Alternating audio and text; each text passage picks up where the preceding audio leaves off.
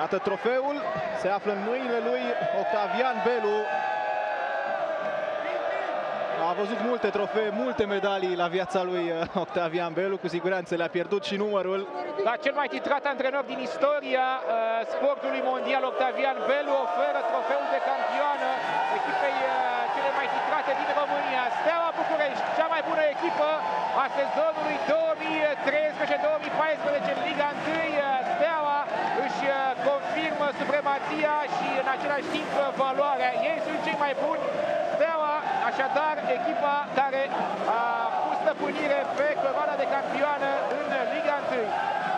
A reușit și în acest sezon Steaua să-și anihileze concurența, dar Steaua trebuie să facă pasul mai departe, trebuie să performeze cu adevărat și în competițiile europene. Evident, ne dorim în UEFA Champions League un parcurs cât mai bun pentru campioana României.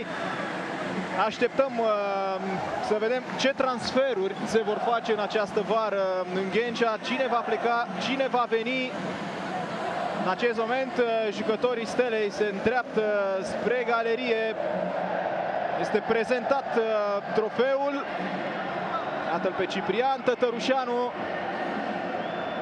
Da, va începe un tur de onoare rezervat campionilor. Este momentul de reverență în fața celei mai bune echipe din România din ultimii 2 ani.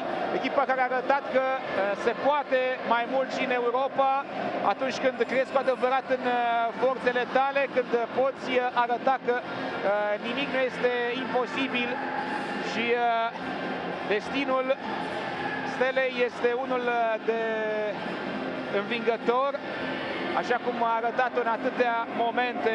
O singură înfrângere pentru Steaua în 34 de meciuri în fața celor de la FC Vaslui.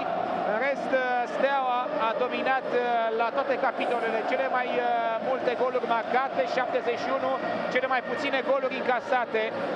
Așadar, Steaua continuă povestea de succes pe care a scris-o de atâtea ori în România și în Europa și totodată